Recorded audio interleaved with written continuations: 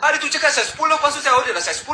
Macam mana saiz kaki boleh bertukar 8 ke 10, ha? Saiz kaki I bertukar ikut perasaan I. Bila habis saiz naik. Serius ah? I tak sangka saiz kaki boleh bertukar. Nang pun sorak kelawar lah. Kau ni. Tak payahlah cakap pasal siap. Tom Yam! Sontam!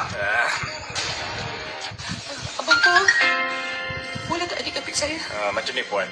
Saya tak pandai sangat lah bab tu. Tapi saya boleh letakkan six-pack. Dah siap ke? Boleh saya tengok sikit?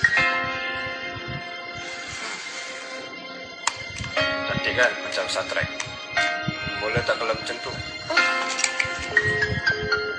Ya wajah. Mak, akhirnya dah ada six-pack kat kepala. Kepala siapa?